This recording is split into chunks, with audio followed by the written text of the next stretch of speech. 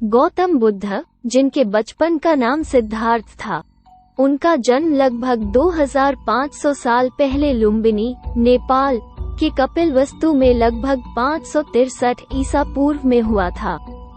गौतम के पिता नेपाल की तलहटी में कपिलवस्तु में मुख्यालय वाले शाक्य वंश के प्रमुख थे और माता महामाया कौशल वंश की एक राजकुमारी थी और गौतम बुद्ध के जन्म के पश्चात उनकी मां की मृत्यु हो गई थी। उसके बाद उनकी मौसी महाप्रजापति गौतमी ने उन्हें पाला था, इसलिए गौतम बुद्ध को गौतम के नाम से भी जाना जाता है।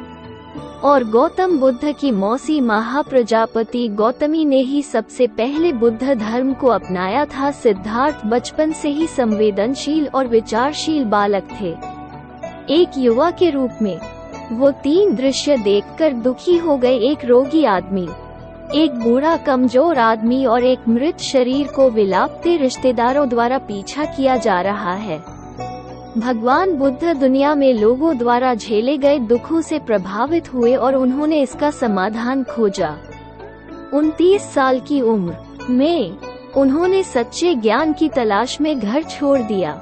वे अन्य विचारकों के साथ बैठक, ध्यान और विचार विमर्श करते हुए लगभग 6 वर्षों तक भटकते रहे।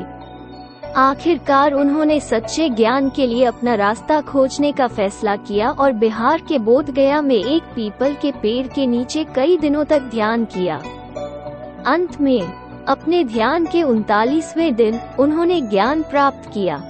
उन्होंने दुहक का रहस्य खोज लिया और समझ गए कि संसार दुखों से भरा क्यों है और इसे दूर करने के लिए क्या किया जाना चाहिए।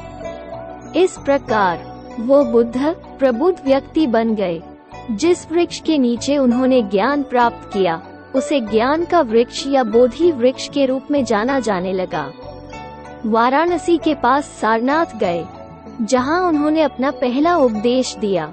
उनके पहले उपदेश को धर्म चक्र प्रचार के नाम से जाना जाता है, जिसका अर्थ है कानून का पहिया घूमना। उन्होंने अपना शेष जीवन लगभग 40 वर्ष पैदल यात्रा करने, लोगों को पढ़ाने और अपने संदेश को फैलाने में व्यतीत किए। उन्होंने बिना किसी भेदभाव के सभी तक पहुंचने की कोशिश की, अमीर या गरीब, उच्च या निम्न, पुरुष या महिला। उनका देहावसान 80 वर्ष की आयु में कुशीनगर नामक स्थान पर हुआ, जो पूर्वी उत्तर प्रदेश में है। बुद्ध की शिक्षा मूल सिद्धांत बुद्ध ने कहा कि जीवन दुख और दुख से भरा है। ऐसा इसलिए है क्योंकि मनुष्य की अंतहीन इच्छाएं होती हैं। उन्होंने सिखाया कि मध्यम मार्ग के जीवन का पालन करके इन इच्छाओं को दूर किया जा सकता है। बुद्ध की मूल शिक्षाओं को 4 आर्य सत्य कहा जाता है। इन्हें सारांशित किया जा सकता है। संसार दुखों से भरा है, दुख इच्छा के कारण होता है। जीवन में मनुष्य का उद्देश्य दुख को समाप्त करना है। मध्य मार्ग का अनुसरण करके, जिसे अष्टांगिक मार्ग कहा जाता है, व्यक्ति दुख से छुटकारा पा सकता है। अष्टांग मार्ग में 8 गुण शामिल है: सही विचार, सही भाषण, सही कार्य, सही प्रयास, सही विश्वास, सही स्मृति, आजीविका का सही साधन और सही ध्यान, जो संयम के संतुलित जीवन जीने में मदद करते हैं। इससे मनुष्य की कभी न खत्म होने वाली इच्छाओं को समाप्त करने में मदद मिलेगी। यदि इच्छाओं पर विजय प्राप्त कर ली जाए तो निर्वाण अर्थात जन्म और मृत्यु के चक्र से मुक्ति प्राप्त की जा सकती है। बुद्ध ने आम लोगों की भाषा पाली में शिक्षा दी ताकि हर कोई उनके संदेश को समझ सके। उन्होंने संघ या धार्मिक आदेशों का भी आयोजन किया, जिनके दरवाजे पुरुषों और महिलाओं और यहाँ तक कि शूद्रों के लिए भी खुले रखे गए थे। बौद्ध संघ ने तिब्बत की मदद की और बौद्ध धर्म के प्रसार में न केवल भारत में बल्कि मध्य एशिया में भी, जो महिलाएं दक्षिण पूर्व एशिया में शामिल हुई। पुरुषों और संघों को क्रमशः भिक्षु और भिक्षुट कहा जाता था, क्योंकि वे भोजन के लिए भीख मांगकर अपना गुजारा करते थे। ऐसा करने से उनसे विनम्रता प्राप्त करने और अपने अभिमान और अहंकार को अलग करने की अपेक्षा की जाती थी। उन्हें बौद्ध धर्म की शिक्षाओं का भी प्रसार करना था।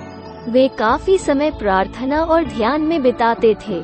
संघ के भीतर सभी समान थे और सभी निर्णय स्वतंत्र और खुले विचार विमर्श के बाद लिए गए थे।